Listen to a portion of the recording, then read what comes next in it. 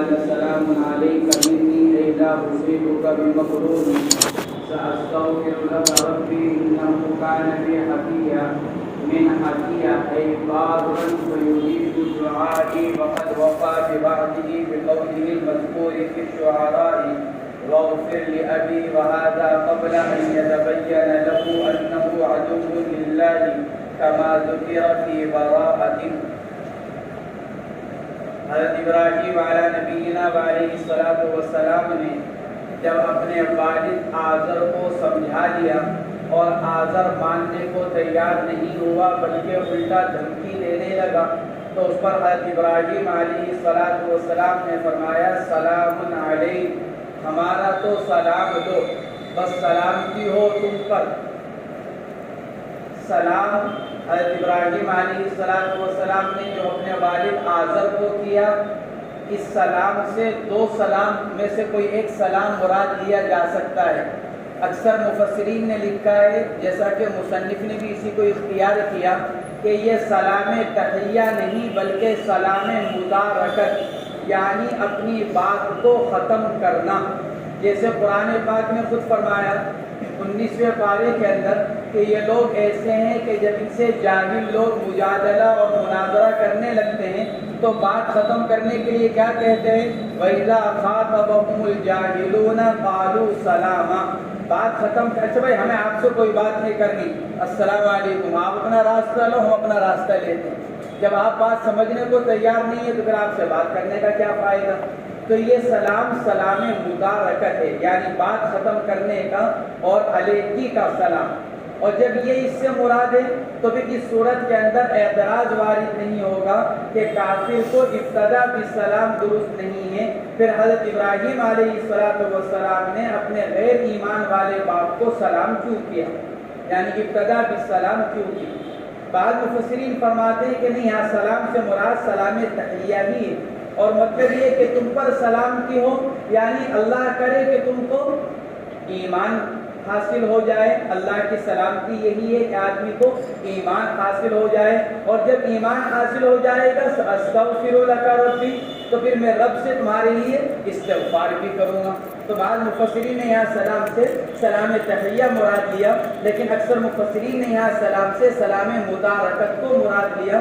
اسی کی طرف مصنف نے اشارہ کیا، اے لا اصیبک بمکروہ، میری طرف سے تم کو کوئی ناگوار اور بری بات نہیں پہنچے گی، اس لیے کہ میں تم سے علیحدگی اختیار کرتا ہوں۔ پھر اس پر سوال یہ پیدا ہوگا کہ کافر کو ابتدا بالسلام درست نہیں۔ صحیح روایت کے اندر آتا ہے، حضرت ابو ہریرہ رضی اللہ تعالیٰ عنہ کی روایت ہے، حضور پاک علیہ السلام نے ارشاد فرمایا لا تبدؤوا اليہود والنصارى بالسلام، یہود اور نصارہ کو ابتداءً سلام نہ کرو، ہاں وہ سلام کرے تو ان کا جواب دو وعلیک کہہ کر یا وعلیکم کہہ کر یا والسلام علی من اتبع الہدی کہہ کر سلام کا جواب دیا جا سکتا ہے، لیکن ابتدا بالسلام سے منع کیا گیا۔ تو پھر یہاں ابتدا بالسلام کی گئی، تو بعض روایتوں سے ممانعت وارد ہوتی ہے، لیکن بعض صحیح روایات سے یہ بھی معلوم ہوتا ہے کہ حضور پاک علیہ السلام نے ایسے مجمع کو سلام کیا جس میں یہود و نصارہ، مشرکین اور مسلمان سب جمع تھے۔ آپ نے ایسے مجمع پر سلام کیا جس میں مختلف لوگ تھے، یہود و نصارہ بھی تھے، مشرکین بھی تھے، مسلمان بھی تھے، تو آپ نے ابتدا بالسلام فرمایا۔ حضرت ابراہیم نخعی رحمہ اللہ جو مشہور عالم ہیں، محدث ہیں، انہوں نے مختلف روایات کے اندر اور ان متعارض روایات کے اندر تطبیق دیتے ہوئے یہ ارشاد فرمایا کہ اگر کسی غیر ایمان والے سے کوئی دینی یا دنیاوی ضرورت پیش آ جائے تو اس کو ابتدا بالسلام کی گنجائش ہے۔ اگر کوئی دینی یا دنیاوی کوئی ضرورت کسی غیر ایمان والے سے پیش آ جائے کسی ایمان والے کو، تو اس سے ابتدا بالسلام کی گنجائش ہے، اور جن روایات کے اندر سلام بکردہ وارد ہوا ہے وہ اسی پر محمول کی جائے گی کہ کوئی دینی یا دنیاوی ضرورت پیش آ جائے، بے ضرورت ابتدا بالسلام سے بچا جائے، اور اگر کوئی سلام کرے، کوئی غیر ایمان والا سلام کرے تو وعلیکم کہہ کر جواب دے دیا جائے۔ یا پھر والسلام علی من اتبع الہدی کہہ کر جواب دے دیا جائے۔ خود حضور پاک علیہ السلام جب خطوط تحریر فرمایا کرتے تھے تو اپنا نام تحریر فرمانے کے بعد آپ یہی جملہ ارشاد فرماتے تھے والسلام علی من اتبع الہدی، سلام کی اس آدمی پر جو ہدایت اور حق کا اتباع کرے۔ استغفر لک ربی انہ کان بی حفیہ، اور ان قریب استغفار کروں گا، مغفرت طلب کروں گا آپ کے لیے میں اپنے رب سے، میرا رب میرے ساتھ بڑا مہربان ہے۔ انہ کان بی حفیہ، بے شک میرا رب بڑا مہربان ہے۔ حضرت ابراہیم علیہ السلام نے اپنے غیر ایمان والے باپ کے لیے استغفار طلب کی، مغفرت طلب کی، استغفار کیا، حالانکہ غیر ایمان والے کے لیے استغفار کرنے کی اجازت نہیں۔ حضور پاک علیہ السلام نے اپنے چچا خواجہ ابو طالب سے عرض ارشاد فرمایا تھا کہ واللہ لاستغفرن لک ما لم انہ عنہ، اللہ کی قسم میں آپ کے لیے مغفرت طلب کرتا رہوں گا جب تک کہ مجھے اس سے روک نہ دیا جائے، کیونکہ ابو طالب کے اللہ کے نبی علیہ السلام پر احسانات تھے پرورش کے اعتبار سے، اس لیے آپ نے ارشاد فرمایا تھا واللہ لاستغفرن لک ما لم انہ عنہ، میں آپ کے لیے اس وقت تک استغفار کرتا رہوں گا جب تک کہ مجھے اس سے نہ روک دیا جائے۔ اس پر آیت شریفہ نازل ہوئی 11ویں پارے کی، ما کان للنبی والذین آمنوا ان یستغفروا للمشرکین ولو کانوا اولی قربی، نبی اور ایمان والوں کے لیے مناسب نہیں ہے کہ وہ غیر ایمان والوں کے لیے مغفرت طلب کریں، خواہ ان کے قریبی رشتہ دار ہی کیوں نہ ہو۔ ولو کانوا اولی قربی من بعد ما تبین لهم انہم اصحاب الجحیم، بعد اس کے کہ یہ بات ظاہر ہو چکی ہو کہ وہ تو جہنمی ہیں، یعنی غیر ایمان پر ان کا انتقال ہوا، تو یہ آپ کو روک دیا گیا۔ تو حضرت ابراہیم علیہ السلام نے پھر کیوں کیا؟ اس کا جواب یہ دیا گیا کہ چونکہ حضرت ابراہیم علیہ السلام نے اپنے والد سے وعدہ کیا تھا، اس وعدے کو پورا کرنے کے لیے پھر مغفرت طلب کی، اور جب ان کو یہ پتہ چل گیا کہ میرا باپ جہنمی ہے، ایمان پر ایمان نہیں لائے گا اور نہ ایمان پر اس کا خاتمہ ہوگا، تو پھر ان سے براءت ظاہر کی، جیسا خود اللہ تبارک و تعالی نے ارشاد فرمایا وما كان استغفار ابراہیم لأبیہ الا عن موعدة وعدها إياه فلما تبين له انه عدو لله تبرأ منه۔ وما كان استغفار ابراہیم لأبیہ الا عن موعدة وعدها إياه، اس وعدے کی وجہ سے جو انہوں نے اپنے باپ سے کیا تھا، فلما تبین له انه عدو لله، اور جب بات ظاہر ہو گئی کہ وہ تو اللہ کا دشمن ہے، تبرأ، تو ابراہیم علیہ السلام نے اس سے براءت ظاہر کی۔ تو یہاں ابراہیم علیہ السلام نے جو وعدہ فرما رکھا تھا تو اس وعدے کو پورا کرنے کے لیے استغفار کیا، وَاغْفِرْ لِأَبِي إِنَّهُ كَانَ مِنَ الضَّالِّينَ، یعنی ابراہیم نے دعا کی 19ویں پارے کے اندر سورہ شعراء میں اللہ نے اس کو نقل کیا، وَاغْفِرْ لِأَبِي، اے اللہ میرے باپ کی مغفرت فرما دیجئے، بے شک وہ گمراہ ہے۔ تو یہ جو مغفرت کا طلب کرنا تھا یہ اس وعدے کو پورا کرنے کے لیے جو وعدہ کیا گیا، سأستغفر لك ربي إنه كان بي حفيا۔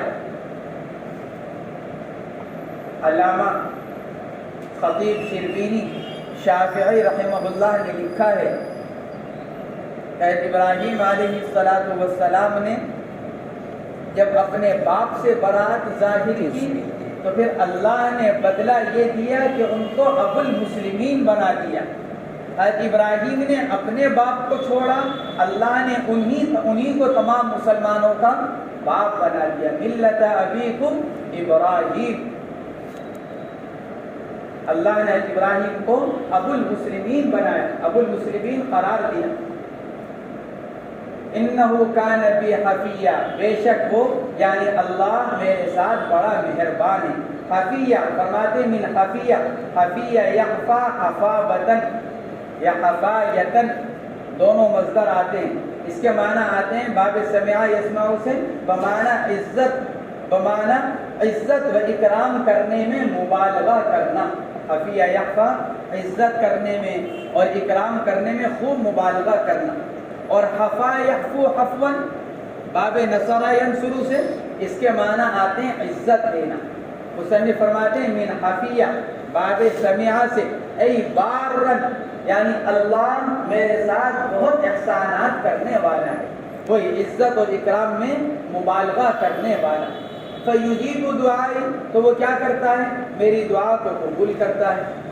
یہ حفیہ کی تشریح اور تفسیر مصنف نے وقد وفا بوعدہ، اللہ مصنف فرماتے ہیں اور حضرت ابراہیم علیہ السلام نے پورا کیا اپنا وعدہ جو انہوں نے جو ذکر کیا گیا ہے سورہ شعراء کے اندر، واغفر لأبی، اور وہذا قبل ان یتبین له انه عدو للہ، اور فرماتے ہیں کہ یہ استغفار کرنا اس بات کے ظاہر ہونے سے پہلے تھا کہ باپ جو ہے وہ اللہ کا دشمن ہے، کما ذکر فی براءۃ، جیسا کہ سورہ براءت کے اندر 11ویں پارے کے اندر ہے وہ آیت شریفہ، فما کان استغفار ابراہیم لأبیہ الا عن موعدۃ وعدها ایاہ فلما تبین له انه عدو للہ تبرأ منہ، وهذا قبل ان يتبين له انه عدو لله كما ذكر في براءة، واعتزلكم وما تدعون تعبدون من دون الله، اور میں الگ ہوتا ہوں تمہارے سے اور ان تمام چیزوں سے جن کی تم عبادت کرتے ہو اللہ کے علاوہ، میں تمہیں بھی چھوڑتا ہوں اور تمہارے معبودان باطلہ کو بھی چھوڑتا ہوں، تمہیں بھی چھوڑتا ہوں اور تمہارے معبودان باطلہ کو بھی چھوڑتا ہوں۔ یعنی قلباً تو میں تمہارے سے پہلے ہی الگ تھا، کیونکہ تمہارا دین الگ میرا دین الگ، تم ان کی عبادت کرتے ہو، ان کو پوجتے ہو، میں ایک اللہ کی عبادت کرتا ہوں، تو قلباً تو میں تمہارے سے پہلے ہی الگ تھا، اب قالباً یعنی بدناً اور جسماً بھی تمہارے سے الگ ہوتا ہوں۔ وَأَعْتَزِلُكُمْ وَمَا تَدْعُونَ تَعْبُدُونَ مِن دُونِ اللَّهِ، اور الگ ہوتا ہوں میں تم سے اور ان چیزوں سے جن کو تم پوجتے ہو اللہ کے علاوہ۔ وَأَدْعُو أَعْبُدُ رَبِّي، اور میں تو عبادت کرتا ہوں اپنے رب کی۔ وَأَدْعُو، اور میں عبادت کرتا ہوں کہ کیوں؟ اب میں تمہارے سے الگ ہو کر اللہ کی عبادت کروں گا۔ تمہارے سے الگ ہو کر اللہ کی عبادت کیوں کروں گا؟ کیونکہ یہاں تو تم لوگ مزاحمت کرتے ہو، مجھے روکتے ہو، دھمکیاں دیتے ہو، لیکن جب تمہارے سے الگ ہو جاؤں گا تو تمہاری طرف سے مزاحمت اللہ کی عبادت کرنے میں نہیں پائی جائے گی۔ اس لیے یکسوئی کے ساتھ اور اطمینان کے ساتھ پھر وَأَدْعُو أَيْ أَعْبُدُ رَبِّي، تمہارے سے الگ ہو کر یکسوئی کے ساتھ اور دل جمعی کے ساتھ اور سکون اور اطمینان کے ساتھ اپنے رب کی عبادت کروں گا۔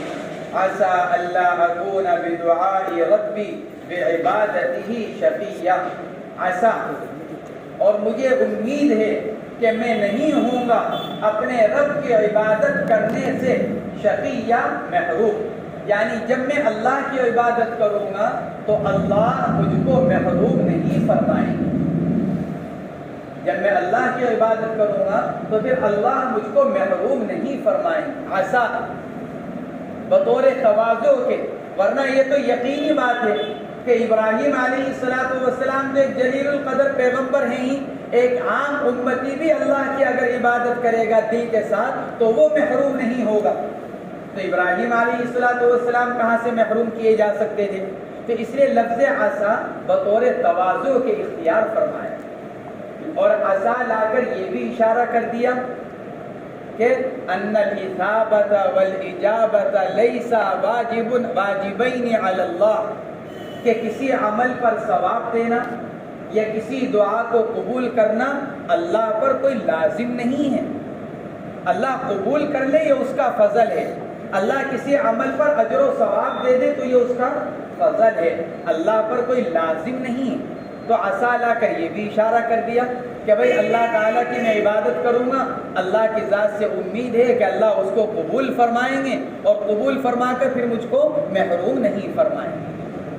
تو عسا اللہ اکون بدعاء ربی بعبادتہ شقیہ، میں محروم نہیں ہوں گا، کما شقیتم بعبادت الاصنام، جیسا کہ تم محروم ہو جاتے ہو اور ہو گئے ہو بتوں کے پوجنے سے،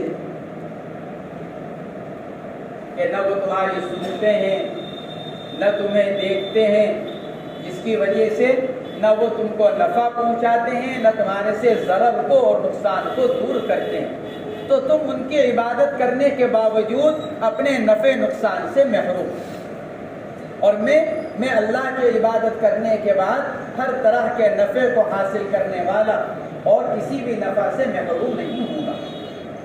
فلما اعتزلهم وما يعبدون من دون اللہ، اور جب ابراہیم علیہ السلام الگ ہو گئے ان لوگوں سے اور ان چیزوں سے جن کی عبادت کرتے تھے وہ لوگ اللہ کے علاوہ، اس طور پر بأن ذهب إلى الأرض المقدسة، کہ چلے گئے، کہاں سے چلے گئے؟ اپنے وطن سے، اعلیٰ سے، بأن ذهب إلى الأرض المقدسة، بابل سے، بابل عراق میں ایک جگہ ہے، بابل دونوں طرح اس کو پڑھا گیا، فرماتے ہیں کہ وہاں سے چلے گئے، بأن ذهب إلى الأرض المقدسة، ملک شام کی طرف، وَهَبْنَا لَهُ ابْنَيْنِ، فرماتے ہیں تو پھر ہم نے ان کو مرحمت فرمائے 2 بیٹے، یہاں ابنین تسنیہ کا صیغہ، 2 بیٹے، بیٹوں سے مراد بیٹا اور پوتا، اس لیے کہ حضرت اسحاق بیٹے ہیں لیکن یعقوب پوتے ہیں، یعقوب اسحاق کے بیٹے ہیں، یعقوب حضرت ابراہیم کے بیٹے نہیں، تو وَهَبْنَا لَهُ ابنین یأنس بہما، مرحمت فرمائے ہم نے ان کو 2 بیٹے، یہ اشارہ کیا اس بات کی طرف کہ پوتے کی زندگی دادا دیکھیں گے، یأنس بہما، تاکہ ان دونوں کے ذریعے سے انسیت حاصل کرے، سکون حاصل کرے، تو یہ اشارہ ہوا اس بات کی طرف کہ ابراہیم علیہ السلام کی زندگی میں ہی پوتا ہوگا اور وہ پوتے کے ذریعے سے ابراہیم علیہ السلام کو سکون اور انسیت حاصل ہوگی۔ اسی لیے حضرت ابراہیم علیہ السلام کی عمر مبارک 175 سال ہوئی، اور بیٹے اسحاق ہوئے، اور پھر وہ بڑے ہوئے، پھر ان کا نکاح ہوا، اور پھر ان کے ہاں بیٹے یعقوب پیدا ہوئے، یأنس بہما اسحاق و یعقوب وکلا منہما جعلنا نبیا۔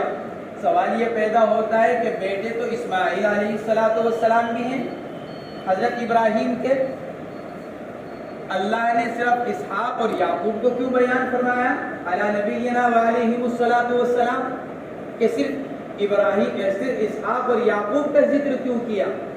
بیٹے تو اسماعیل علیہ السلام بھی ہیں اور ان سے افضل ہیں، اسحاق سے اور یعقوب علیہ السلام سے، پھر حضرت اسماعیل کا تذکرہ کیوں نہیں؟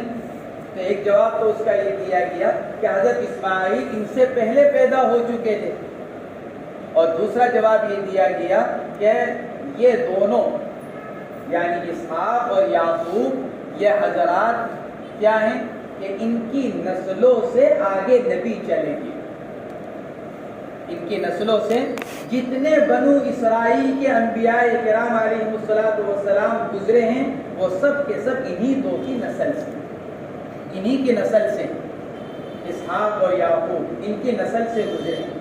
اور تیسری بات یہ کہ حضرت اسماعیل علیہ السلام کو یہاں اس لیے بیان نہیں کیا گیا کیونکہ حضرت اسماعیل علیہ السلام کی نسل سے جناب محمد رسول اللہ صلی اللہ علیہ وسلم ہیں، اس لیے ان کو الگ سے خصوصی طور پر بیان کیا گیا۔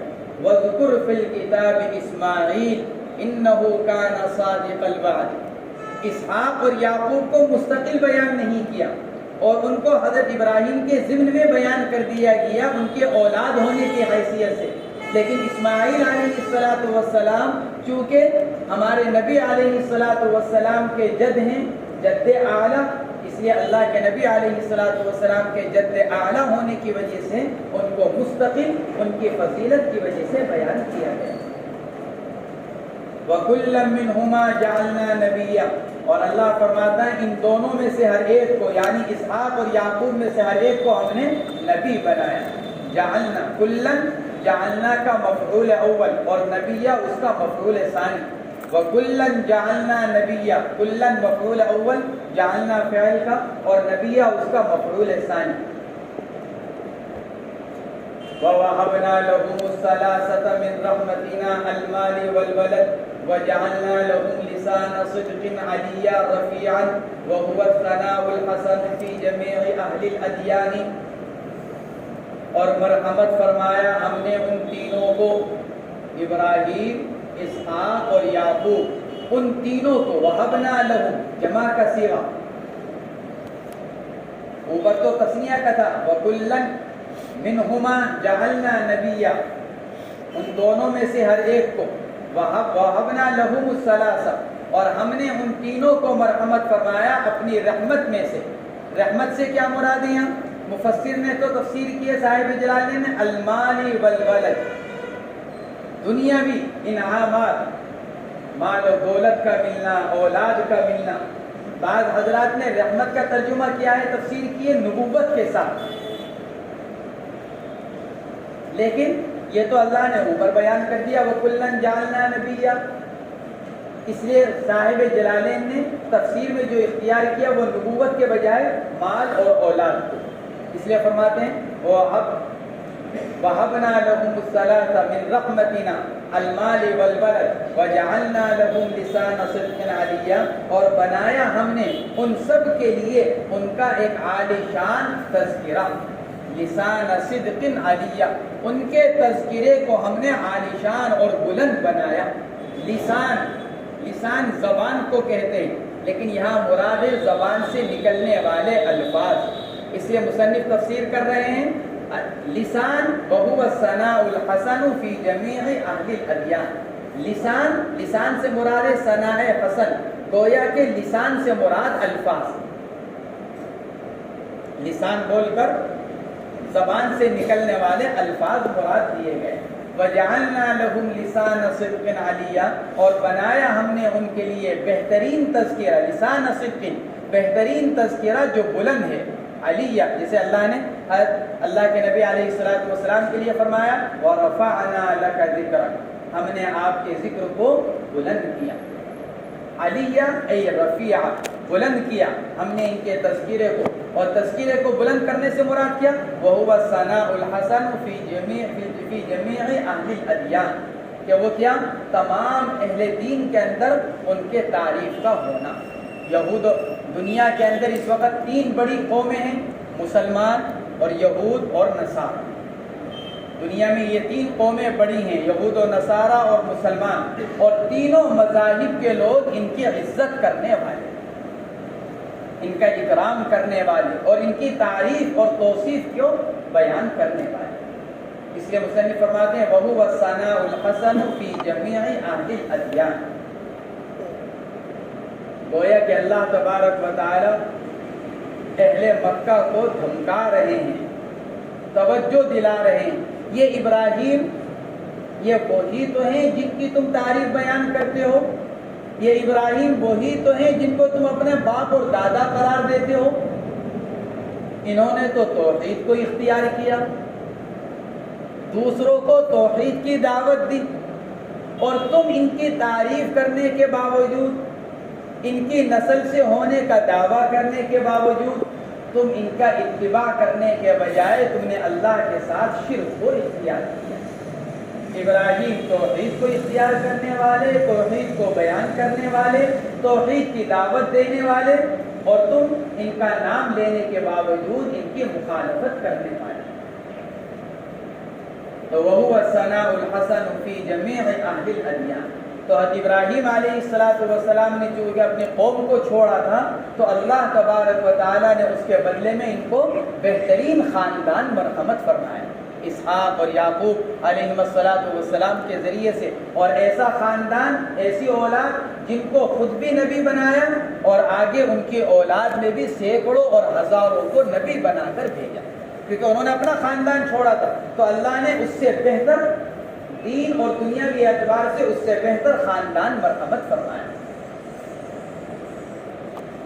وَذْكُرْ فِي الْكِتَابِ مُوسَىٰ إِنَّهُ كَانَ مُخْلِصًا بِكَسْرِ اللَّامِ وَفَتْحِهَا من اخلص فی عبادتہ واخلصہ اللہ من الدنس وکان رسولا نبیا. اور نبی جی ذکر کیجئے قرآن پاک کے اندر موسیٰ علیہ السلام کا. وذکر، نبی جی ذکر کیجئے یعنی لوگوں کو ان کا ذکر سنائیے، ورنہ فی الحقیقت ذکر کرنے والے کون ہیں؟ خود اللہ. ذکر تو اللہ کر رہے ہیں، آیات شریفہ نازل فرما کر، قصہ نقل فرما کر. تو نبی سے جو فرمایا جا رہا ہے وذکر فی الکتاب موسیٰ، یعنی لوگوں کو ان کا، ہم نے جو آپ کی طرف ان کا قصہ نازل کیا ہے آپ وہ لوگوں کو سنائیں. وذکر لہم فی الکتاب موسیٰ، سنائیے ان لوگوں کو قرآن پاک کے اندر جو موسیٰ کا واقعہ آیا ہے وہ ان لوگوں کو سنائیے. انہ کان مخلصا. سوال یہ پیدا ہوتا ہے حضرت ابراہیم کا واقعہ، ان کے ضمن میں حضرت اسحاق اور حضرت یعقوب، پھر حضرت موسیٰ، پھر حضرت اسماعیل. ہونا تو کیا چاہیے تھا؟ حضرت ابراہیم کے بعد اسحاق اور یعقوب، اور ان کے بعد حضرت اسماعیل کا تذکرہ آنا چاہیے تھا، اس لیے کہ وہ بھی حضرت ابراہیم کے اولاد میں سے ہیں. لیکن اللہ نے درمیان میں حضرت موسیٰ علیہ السلام کو بیان فرمایا. کیوں؟ اس لیے کہ حضرت ابراہیم اصل العرب ہیں، عرب کی اصل حضرت ابراہیم، اور پھر ان کے اولاد میں سے اسحاق اور یعقوب، اور ان کی اولاد میں سے حضرت موسیٰ، کیونکہ حضرت موسیٰ انہی کے اولاد میں سے ہیں. تو ابراہیم علیہ السلام کا تذکرہ کر کر اہل عرب کو متوجہ کیا، اور اسحاق اور یعقوب کا جب تذکرہ کیا تو ذرا سا اہل کتاب کو لے کر آئے، اور ان کے ساتھ ساتھ حضرت موسیٰ کا تذکرہ کر کر یہود کو متوجہ کیا کہ دیکھو موسیٰ علیہ السلام کے جد اعلیٰ کون؟ اسحاق اور یعقوب، اور ان کے باپ کون؟ ابراہیم. تو وہ سب کون تھے؟ توحید کا اقرار کرنے والے، نبی کی نبوت کا اقرار کرنے والے. اور ان تمام نبیوں نے ہمارے اس نبی کے بارے میں اقرار کیا اور ان کے آنے کو بیان فرمایا. تو اس لیے اللہ تبارک و تعالیٰ نے حضرت ابراہیم، حضرت اسحاق، حضرت یعقوب کے بعد حضرت موسیٰ کا تذکرہ ہے، کیونکہ حضرت اسماعیل کا تعلق یہود سے نہیں، یہود و نصارہ سے. ہاں اسحاق اور یعقوب کا تعلق، اور پھر اس کے بعد حضرت موسیٰ کا تعلق، اس لیے حضرت موسیٰ کا تذکرہ ان کے بعد بیان کیا ہے. اگرچہ یہ کوئی ضروری نہیں ہے، اسی لیے اللہ تبارک و تعالیٰ نے واقعات کے بیان کرنے میں زمانے کے اعتبار سے ترتیب بیان نہیں کی. آخر میں جا کر بیان کیا وذکر فی الکتاب ادریس، حالانکہ سیدنا ادریس علی نبینا علیہ السلام ان سب سے پہلے گزرے ہیں.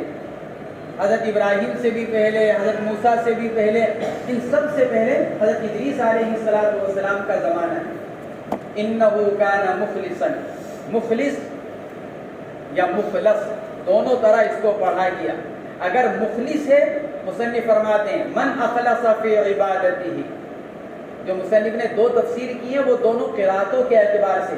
من اخلص فی عبادتہ یہ اس وقت تفسیر ہے جبکہ مخلص بکسر اللام ہو، وہ آدمی جو اپنی عبادت میں اخلاص کرے، یعنی شرک نہ کرے، ریاکاری نہ ہو، خالص اللہ کے لیے اپنی عبادت کو کرتا ہو، اس کو کہا جاتا ہے مخلص، اخلاص کے ساتھ عمل کرنے والا.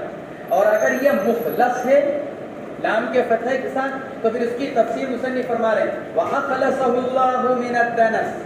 اگر مخلص بفتح اللام ہے تو پھر معنی کیا؟ وہ آدمی جس کو اللہ نے پاک صاف کر دیا ہو گندگیوں سے، منتخب فرما لیا ہو. اور چونکہ موسیٰ علیہ السلام دونوں ہیں، مخلص بھی ہیں مخلص بھی ہیں، اس لیے دونوں طرح کی قراتیں پائی جاتی ہیں. من اخلص فی عبادتہ، لیکن یہ شان صرف حضرت موسیٰ علیہ السلام کی نہیں، مخلص ہونا یا مخلص ہونا یہ شان تمام انبیاء کرام کی ہوتی ہے. وہ تمام انبیاء کرام مخلص بھی ہیں اور مخلص بھی ہیں. اور یہ شان امت میں سے بھی بعض افراد جو کامل ہوتے ہیں، مکمل طور پر انبیاء کرام کا اقتداء اور اتباع کرنے والے، ان کو بھی ایک درجے میں یہ صفت حاصل ہو جاتی ہے.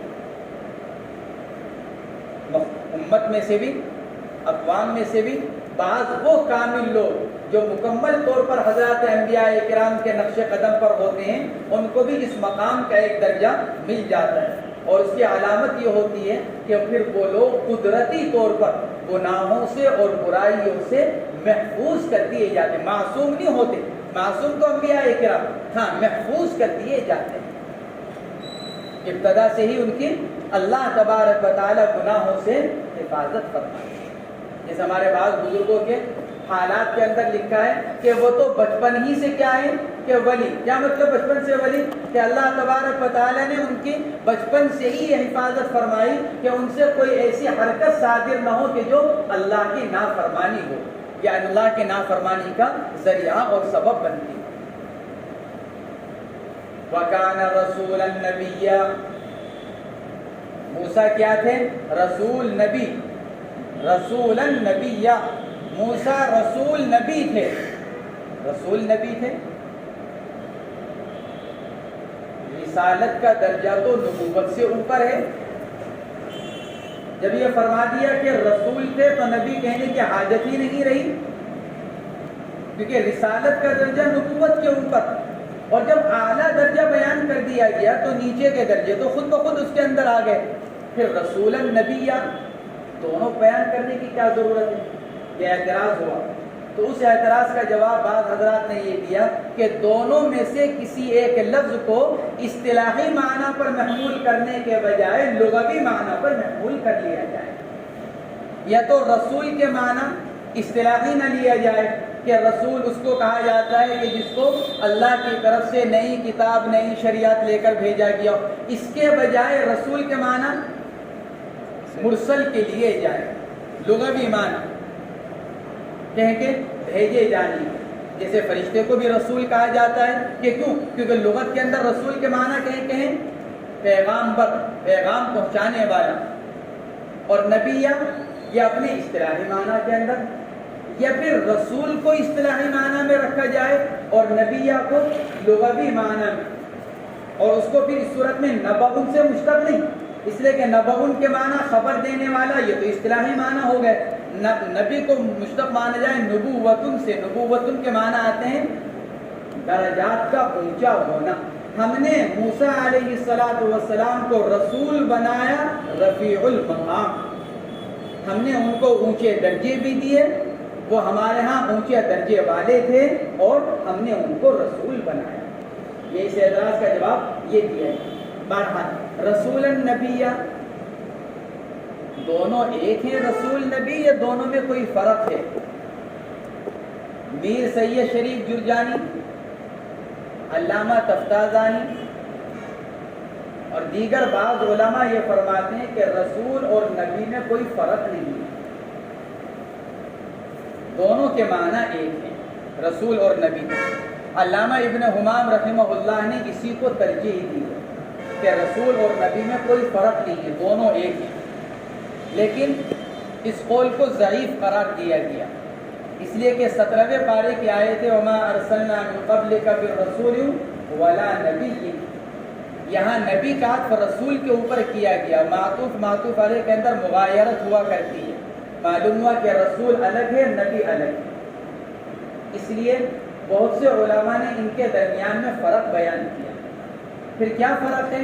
بعض علماء فرماتے ہیں کہ رسول اس کو کہا جاتا ہے جو مامور بالتبلیغ ہو، جن کو تبلیغ کا حکم دیا گیا ہو، اور نبی عام ہے، نبی وہ کہ جن کی طرف وحی تو آئے لیکن وہ مامور بالتبلیغ ہو یا نہ ہو، ان کو نبی کہا جاتا ہے۔ بعض علماء فرماتے ہیں کہ رسول ان کو کہتے ہیں جس نے بعین ہی فرشتے کو دیکھا ہو، ان کو رسول کہا جاتا ہے، اور نبی کے لیے ضروری نہیں ہے کہ وہ بعین ہی فرشتے کو دیکھے۔ تیسرا قول یہ کہ رسول ان کو کہا جاتا ہے کہ جن کو نئی شریعت لے کر بھیجا گیا ہو، اب چاہے وہ نئی شریعت رسول کے اعتبار سے نہیں ہو اور چاہے وہ شریعت اس قوم کے اعتبار سے نہیں ہو جن کی طرف اس رسول کو بھیجا گیا، اگرچہ شریعت تو پرانی ہے، جیسے حضرت اسماعیل علیہ السلام، حضرت اسماعیل کو حضرت ابراہیم کی شریعت لے کر بھیجا گیا، اور حضرت اسماعیل کو قرآن نے کیا کہا؟ رسول. حضرت اسماعیل کو قرآن نے رسول کہا.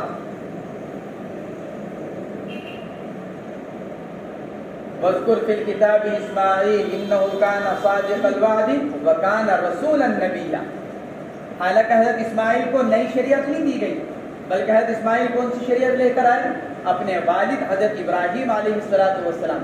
لیکن جس قوم کی طرف ان کو بھیجا گیا جرہم، اس قوم کو حضرت ابراہیم کی شریعت نہیں پہنچی تھی، تو اس قوم کے اعتبار سے حضرت ابراہیم کی شریعت نہیں. تو شریعت، نئی شریعت جو ہے وہ عام ہے، چاہے شریعت کا نیا ہونا نبی کے اعتبار سے ہو، چاہے شریعت کا نیا ہونا قوم کے اعتبار سے. تو ان کو رسول کہا جائے گا. اور جن کو پچھلی شریعت اور پچھلی کتاب کی تبلیغ کے لیے بھیجا گیا ہو، اس پر عمل کرانے کے لیے، ان کو نبی کہا جاتا ہے. تو ہر رسول نبی ہوتا ہے. عام خاص مطلق کی نسبت ہے رسول اور نبی کے درمیان. ہر رسول نبی ہوتا ہے، لیکن ہر نبی رسول نہیں ہوتا. تو کان رسول النبی، وہ رسول نبی تھے. وَنَادَيْنَاهُ بِقَوْلِ يَا مُوسَىٰ إِنِّي أَنَا اللَّهُ، اور ہم نے ان کو ندا دی، پکارا. فلما آتاها، دوسری جگہ اللہ نے فرمایا فلما آتاها نودي من شاطئ الوادي الأيمن في البقعة المباركة من الشجرة أن يا موسى إني أنا الله رب العالمين. ہم نے ان کو پکارا بقولی، اللہ تعالیٰ کے قول، یا موسیٰ انی انا اللہ. کب پکارا؟ کہاں پکارا؟ من جانب طور، طور کی جانب سے. من جانب طور، طور کی جانب سے. اور یہ طور کیا ہے؟ اسم جبل. فرماتے ہیں یہ ایک پہاڑ کا نام ہے، ملک شام میں، مصر اور مدین کے درمیان. کوہ طور ملک شام میں ہے، مصر اور مدین کے درمیان. آج بھی اسی نام سے معروف ہے یہ پہاڑ، کوہ طور کے نام سے. اسم جبل الایمن ای الذی یلی یمین موسیٰ حین اقبل من مدین. الایمن یعنی اس جانب سے جو موسیٰ علیہ السلام کے داہنی جانب. یعنی موسیٰ علیہ السلام جب مصر سے مدین کی طرف، مدین سے مصر کی طرف تشریف لا رہے تھے، تو داہنی طرف وہ پہاڑ تھا، موسیٰ کے داہنی طرف. ایمن کا تعلق موسیٰ سے، ایمن کا تعلق جانب سے، پہاڑ سے نہیں. اس لیے کہ پہاڑ کا یمین اور یسار نہیں ہوتا. یمین اور یسار کس کا ہوتا ہے؟ انسان کا، جاندار کا، اس کا یمین و یسار ہوتا ہے. تو فرماتے ہیں کہ من جان الذی یلی یمین موسیٰ، موسیٰ کی داہنی جانب سے ہم نے ان کو پکارا. وہ پہاڑ موسیٰ کے داہنی جانب تھا، ادھر سے ان کو پکارا گیا. اللہ نے ان کو آواز دی. حین اقبل من مدین، جس وقت کہ موسیٰ علیہ السلام حضرت شعیب علیہ السلام کے پاس 10 سال رہ کر، پورے کر 10 سال ان کے پاس، اور پھر اپنی اہلیہ محترمہ کو لے کر واپس مصر تشریف لا رہے. وَقَرَّبْنَاهُ نَجِيًّا، ایک ترجمہ تو اس کا کیا گیا، اور قریب کیا ہم نے ان کو گفتگو، راز و نیاز کرنے کے لیے. جو بات، راز کی بات خاموشی کے ساتھ کی جائے اس کو مناجات کہا جاتا ہے. اسی لیے رات کو اٹھ کر دعا مانگنے کو، رات کو اٹھ کر اللہ کے حمد و ثنا بیان کرنے کو کیا کہتے ہیں؟ مناجات. تنہائی میں، اکیلے میں. اور جو آدمی کرے اس کو نجی کہا جاتا ہے. تو وَقَرَّبْنَاهُ نَجِيًّا، ہم نے ان کو قریب کیا سرگوشی کرنے کے لیے. ایک ترجمہ تو اس کا یہ ہے، اے منادیاً بِأَنْ أَسْمَعَهُ تَعَالَى كَلَامَهُ، یعنی سرگوشی کرنے کے لیے بڑی طور کے سنایا ان کو اللہ نے اپنا کلام. اور دوسرا ترجمہ اس کا کیا گیا وَقَرَّبْنَاهُ نَجِيًّا، ہم نے ان کو مقرب بنا لیا راز کی بات کہہ کر. ایک تو یہ کہ ہم نے ان کو قریب کیا راز کی بات کہنے کے لیے، اور ایک یہ کہ ہم نے ان کو مقرب بنا لیا راز کی بات کہہ کر. کیونکہ راز کی بات آدمی اسی سے کرتا ہے جس سے اس کا خصوصی تعلق ہوتا ہے، خاص تعلق جس سے ہوتا ہے، آدمی اس سے اپنی بات کہتا ہے. یہ الگ بات ہے کہ جس سے خاص تعلق ہوتا ہے وہی اس کی بات کو دوسروں سے نقل کر دیتا ہے. اس لیے کہ مثل مشہور ہے کہ جب تک تمہاری بات تمہارے زبان تک ہے اس وقت تک تم اس کے مالک، اور جب جملہ تمہاری زبان سے نکل گیا تو اب جملہ تمہارا مالک. یعنی پتہ نہیں تمہیں کہاں رسوا کرائے گا، کہاں شرمندہ کرائے گا، کہاں تمہیں حیران کر دے گا ایک دم. اس لیے حضرت ابو ایوب انصاری رضی اللہ تعالیٰ عنہ کی روایت ہے کہ جاء رجل الى النبي صلی اللہ علیہ وسلم فقال یا رسول اللہ عزنی واوجز، وفی روایت علمنی واوجز. تو آپ نے ان کو 3 نصیحتیں فرمائیں. ابو ایوب انصاری فرماتے ہیں ایک آدمی آ کر عرض کیا یا رسول اللہ کوئی مختصر سی نصیحت کر دیجیے، لمبی چوڑی نہیں، ذرا مختصر سی تاکہ یاد رہے. تو آپ نے بہت مختصر 3 نصیحت کی. ان میں سے ایک نصیحت کیا کی؟ لا تکلم بکلام تعتذر منہ غدا. کوئی ایسا جملہ مت کہنا کہ پھر بعد میں اس کی معذرت کرنی پڑ جائے. لا تکلم بکلام تعتذر منہ غدا. کوئی ایسا جملہ مت نکالنا زبان سے کہ تھوڑی دیر کے بعد پھر غدن، غدن کے معنی مطلق بعد کے وقت ہے، یعنی کہ آج کر رہے کل کو آئندہ اس سے معذرت، کہ نہیں زبان سے کوئی ایسا جملہ نہ نکالو کہ پھر بعد میں اس پر معذرت کرنی پڑے. اس لیے سوچ سمجھ کر نکالو جملہ زبان سے، سوچ سمجھ کر بول.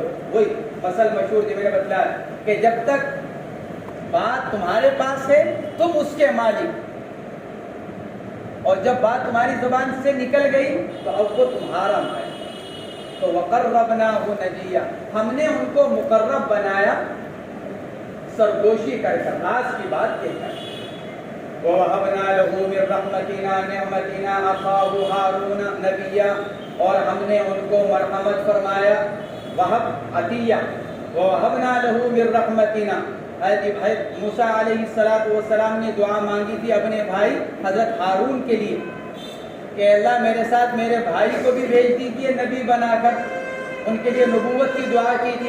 اللہ فرماتا ہے ہم نے ان کی دعا کو قبول کیا اور مرحمت فرمایا ہم نے موسیٰ کو من رحمتنا، اپنی من سببیہ اے لأجل رحمتنا، اپنی رحمت کی وجہ سے، اے نعمتنا اے انعامنا، ہمارا انعام ہماری نعمت کہ کیا اخاہ، ان کے بھائی ہارون، یہ اس سے بدل ہے، ہارون اخ سے بدل، اخاہ ہارون، کہ ان کے بھائی ہارون مرحمت فرمائے. ہارون بدل ہے یا عطف بیان.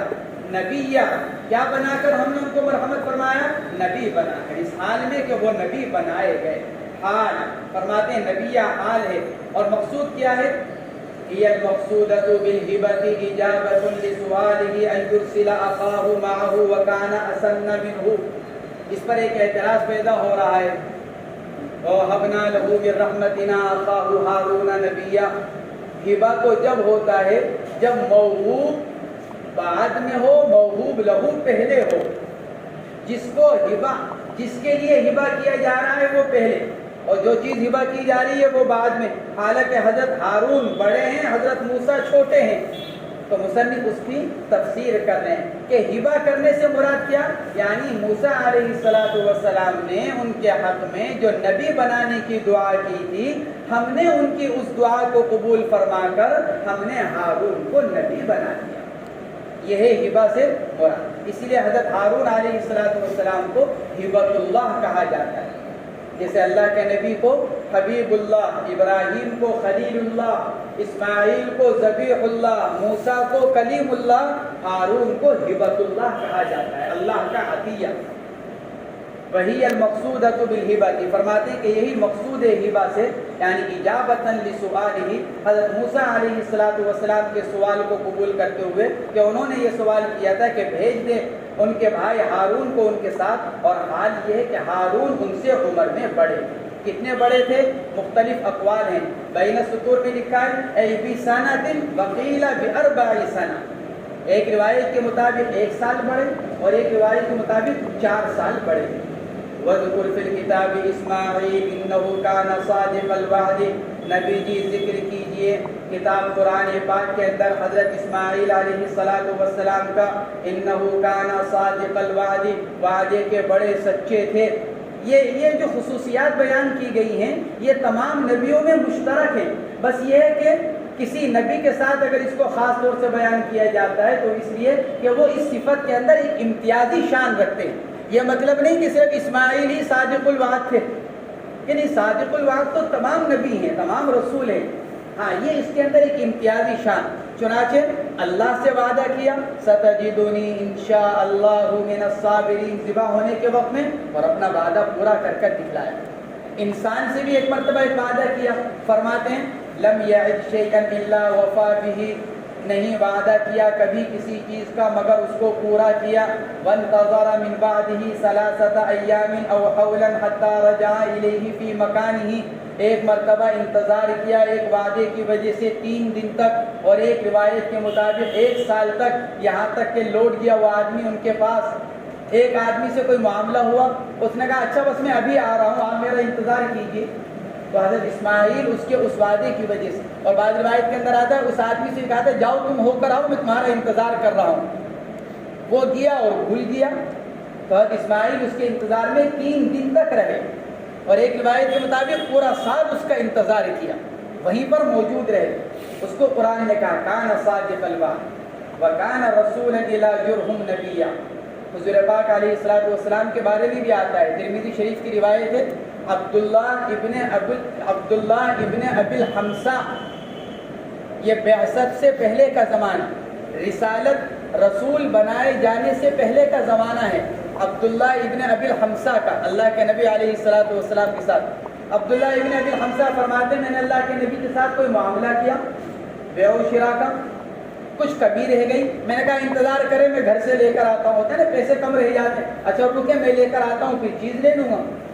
تو عبداللہ ابن ابی الحمصہ کہتے ہیں میں نے اللہ کے نبی سے عرض کیا کہ رکے میں آتا ہوں۔ قاعدہ ہے عام طور سے آدمی گھر جاتا ہے تو الجھ جاتا ہے، یاد نہیں رہتا کہ کوئی میرا انتظار کر رہا ہے۔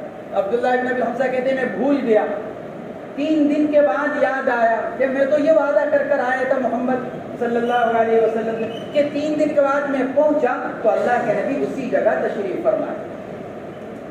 بس آپ نے ایک جملہ ارشاد فرمایا مجھ کو دے کر، یا فتى شققت علیہ، اے جوان تم نے مجھ کو مشقت میں ڈال دیا۔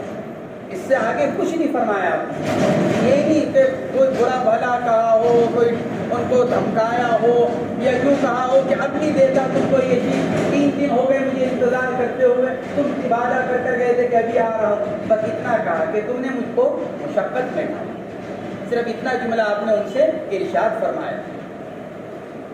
ہا ہونا منذ 3 انتظر، میں تمہارا یہاں 3 دن سے انتظار کر رہا ہوں۔ کہ کیوں؟ اس لیے کہ نسل کس کی نسل سے ہیں؟ وہی کان صادق الوعد، وعدے کو پورا کرنے والے، سچا، وکان رسولا الی جرہم نبیا، اور اسماعیل رسول تھے۔ رسول کس اعتبار سے؟ وہی قوم کے اعتبار سے شریعت نہیں تھی، ورنہ اسماعیل کے اعتبار سے تو شریعت پرانی ہے اپنے والد محترم کی۔ الی جرہم، رسول بنا کر بھیجا گیا تھا کن کی طرف؟ قوم جرہم۔ اصلاً یہ قوم یمن کی رہنے والی تھی، لیکن وہاں سے منتقل ہو گئی تھی کہاں؟ مکہ مکرمہ کی وادی میں، جہاں حضرت ہاجرہ اپنے صاحبزادے حضرت اسماعیل کے ساتھ مقیم تھی۔ یہ قوم بھی وہاں سے منتقل ہو کر پانی کی وجہ سے یہیں رہنے لگی، اور حضرت اسماعیل انہی کے درمیان میں بڑے ہوئے، اور بڑے ہو کر اسی خاندان میں، اسی برادری میں، قوم میں حضرت اسماعیل کا نکاح ہوا۔ گویا کہ قوم جرہم حضرت اسماعیل کی سسرال تھی۔ وکان رسولا الی جرہم نبیا، اور اسماعیل رسول تھے قوم جرہم کی طرف اور نبی تھے۔ وکان یأمر اہلہ ای قومہ بالصلاۃ، اور اسماعیل حکم دیا کرتے تھے اپنے گھر والوں کو، گھر والوں سے مراد پوری قوم، کہیں کا نماز کا اور زکوٰۃ کا، جیسے کہ بتلایا تھا کہ نماز اور زکوٰۃ 2 ایسی عبادتیں ہیں جو تمام انبیاء کرام کے درمیان مشترک رہی ہیں، ہاں جزئیات اور تفصیلات میں فرق رہا۔ وَكَانَ عِندَ رَبِّهِ مَرْضِيًّا، اور وہ اپنے رب کی طرف بڑے پسندیدہ تھے۔ مرضیہ فرماتے ہیں اصل کی اس کے مرضوبن، 2 واو کے ساتھ، قلبت الواوین یائین، واوان یائین، دونوں واو کو 2 یا سے بدل دیا گیا۔